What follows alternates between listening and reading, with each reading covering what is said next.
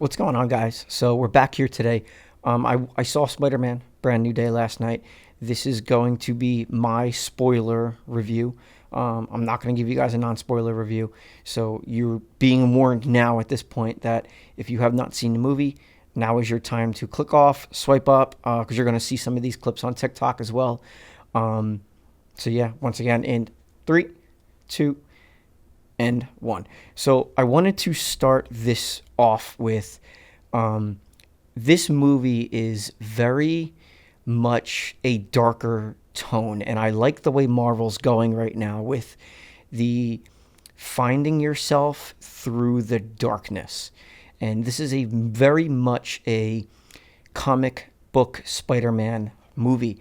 And this is the most comic accurate that we've seen Spider-Man before. I think Sam Raimi and Toby got those movies right in a way where he got the Silver Age correct.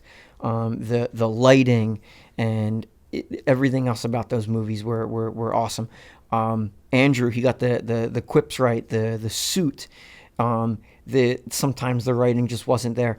This is the combination of those two movies, and it brings the best out of all of that into one big culmination. This movie is also about finding yourself in a way. It's almost like a second version of puberty for people. If you've never been to college or if you've never gone away to that extent, you might not necessarily know what I'm talking about. You might know in a different light potentially, but when it comes to college and finding yourself, you're really finding who you are in a way, especially with being around a bunch of different people. Right, we see this with Ned's storyline, with MJ's storyline. Peter didn't go to college, but in that very beginning part of the movie where you see him fighting all of these different villains throughout the years, and connecting with different people, that's his version of potentially finding himself. And he doesn't really find himself until borderline towards the end of the movie, where he's going through all of these changes, and he doesn't want to admit that he's going through all of these changes throughout the movie. Especially when he goes to visit Banner. He wants to suppress this mutation that he's really going through, and he doesn't want to admit that he's changing to himself at the very, very end of the day with all of that. This is also a very true Spider-Man and Peter Parker movie that I said in the very beginning of this video. What I mean by that is you get to see the emotion that he has throughout the movie. And what I mean by that is he's going through these very dark times throughout the movie, especially the part where you see MJ kissing her new boyfriend in the party. Okay? He leaves the party. He's swinging in the rain. He doesn't know what is going through his mind at the time. He's in a very, very dark place, in a very dark state. But what Destin Daniel Cretton did very well was going from these dark times to where Peter has to genuinely lock in. And if he doesn't, people are going to die. People are going to get hurt. And he does a very good job of creating a world where Peter has people to relate to. The Punisher, the Hulk, they've all lost people, right? I'm going to say the name Jean Grey very, very soon. I know a lot of people have started off talking about Jean Grey, but I'm going to kind of wait to talk about that because that's a big part of this movie, especially with the mutants and everything like that. But Peter's going through a lot of darkness at times in the movie, and Destin Daniel Cretton did a very good job of, like I just said, bringing Peter from a very dark moment into his quick whips. And he's very, very defensive with his quick whips like he is in the comics. This movie does a very good job of world building as well. Like I talked about, bringing in these characters like the Hulk. You have the Punisher. You have Yelena. And this movie doesn't take away from Spider-Man. It truly feels like a Spider-Man movie. It doesn't feel like it's the Hulk's movie. It doesn't feel like it's a Punisher's movie. It doesn't feel like it's Jean's movie. It truly feels like a Spider-Man movie. It feels like a comic book universe where when you're reading comic books, You know that you're going to potentially see other characters in this movie. Those characters, though, build upon the character where you're focused on, right? Like if it's a Spider-Man book, you might see some Punisher or Daredevil show up, but it doesn't feel like it's the Punisher or Daredevil's issue. It truly feels like a Spider-Man issue, and they build Spider-Man up in a way where it enhances the story. And this is what this movie does very, very well. And I'm very, very happy that both Tom and Destin and Kevin, essentially, and Sony in general, finally were able to figure something out where we're able to build upon a character and not hinder it in a way where it's, this feels like this Hulk's movie. This is Punisher's movie. Everything is there to build everything up at the end of the day with all of that. Now we're going to get into the introduction, though, of Jean Grey and where this kind of takes the character or characters, the universe in a fun direction. It's going to get very dark, okay? So you get to see Jean here relate in a way to Peter and Punisher, and she doesn't realize that she's relating to these characters, where Jean loses her sister. She loses her family, okay? She doesn't realize that Peter lost Aunt May. Peter lost his family. Punisher lost absolutely everyone. The Hulk doesn't have anyone to really turn to, okay? Other than the Avengers, but he doesn't really have anyone at this point in his time. He's there teaching at ESU. That's all he really has in a way. So it's what's going on in this universe at this point is what we get to see is the introduction. I shouldn't really say the introduction, but Aunt May coming into play towards the end of the movie, where Jean is able to get into Peter's head and she's able to see what Aunt May is like as a person and how he kind of goes about his thoughts. And Aunt May is able to bring that darkness that Jean Grey has into the light, where she's able to almost say to her, it's okay to feel like you're alone, but you're not always alone, okay? There's other people that are able to relate to you, which Spider-Man comes into play with that. Peter Parker comes into play with that. Peter's alone, right? And she finally realizes that. And in a weird way, I almost thought of that relationship that Peter and Jean had in that scene where they're sitting on the bed in Peter's head. It's almost like a weird Tony Stark to Peter way in Civil War, and how Tony was able to push Peter along the way throughout the movies before Tony died. This is a weird Tony and Peter relationship where what Tony was to Peter, now this is what Peter is going to be potentially for Jean. So it's a fun little thing to really think about. But what's cool is now we have a government aspect behind it, where now the DDC is hunting not mutants per se, but people that are kind of different. Now we get to see where does the world stand, right? Do you stand with the government, or do we stand with the people in general that are potentially different in a way? And everyone in the movie gets it wrong up until the last, I want to say 30 minutes or so. And Punisher doesn't even realize what's going on until he shoots Peter and he realizes what he did. We get to see what the mutants are going to potentially be going through, right? They're hunted. They're trying to be used as weapons by the DDC.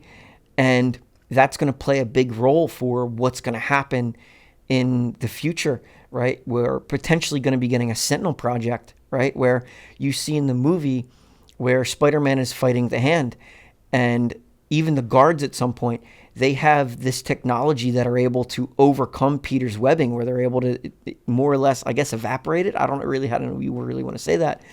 And you're going to be able to see that with the potential Sentinel project that I hope they're going to do, because it's such a great storyline in the comics.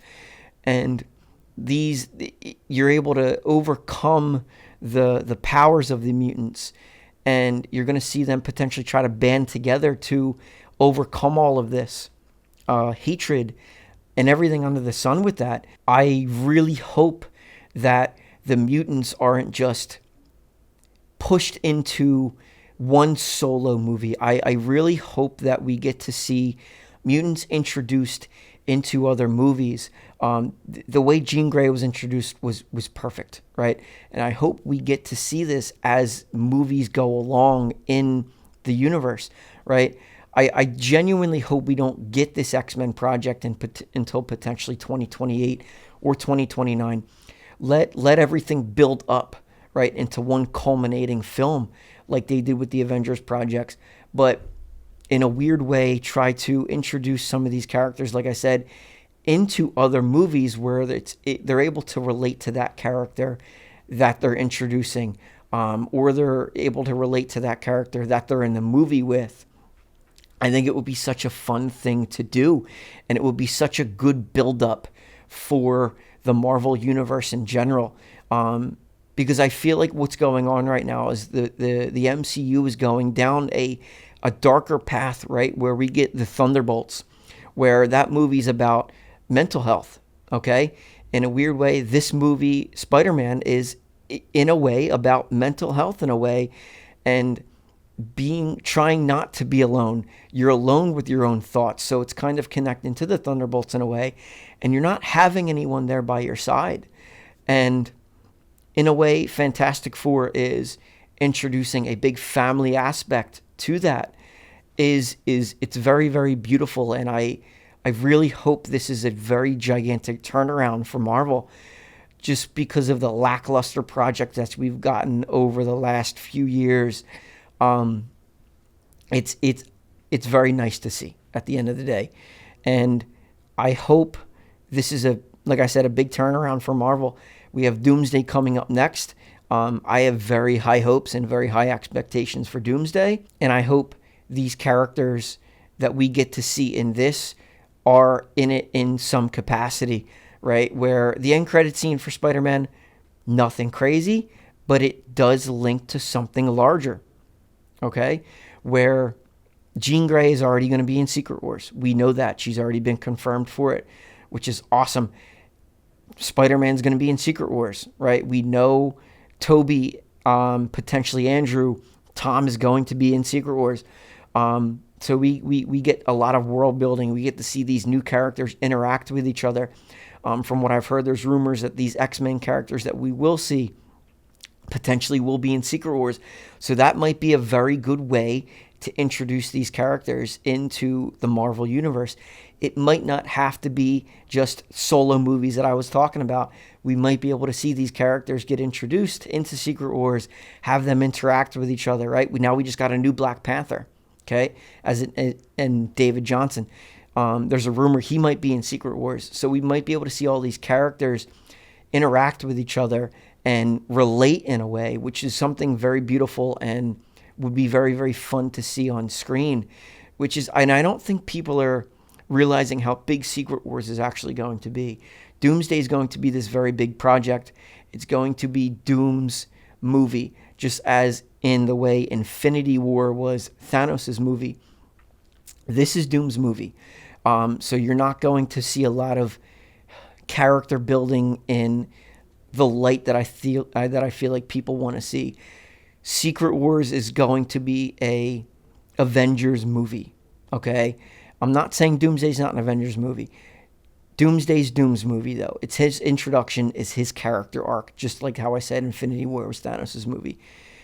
And Secret Wars is going to be a very big world-building movie for the way the MCU is going to potentially be handled from here on out, though. So I'm very excited for where Feige and Marvel are taking the MCU.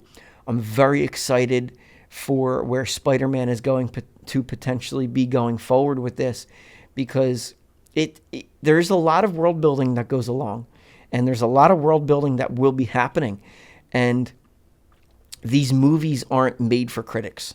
They're made for the fans. And if you go on some of these review sites, you get to see some of these reviewers thinking that it's not just a Spider-Man movie, there's other characters in this. And in a weird way, It's slightly like Civil War, where a lot of people thought it's an Avengers movie. Um, it to a degree it is, but if you go back and rewatch it, it's truly a Captain America movie. And I feel like a lot of these people that review movies are they got this movie completely backwards. It's truly a Spider-Man movie. I truly loved it. The way the ending kind of tied everything together with Jean making Peter breathe. Literally, she's the one keeping him alive. It was awesome. I'm seeing the movie again tomorrow, so I kind of get to gather my thoughts a little bit more. So if this review's a little jumbled, I apologize. I'm running off of a very, very hard work week. We didn't have any Wi-Fi at the place at my job, so it was a little rough. And I didn't get to fall asleep until like 3 o'clock in the morning. So if I look a little tired, I apologize. And if my thoughts were kind of all over the place, I apologize as well. But I want you guys to have a great rest of your day. Like, subscribe to our YouTube channel. Some of these parts will be up on TikTok, so go follow our TikTok page. And yeah, I will see you guys later. Have a great day. Bye.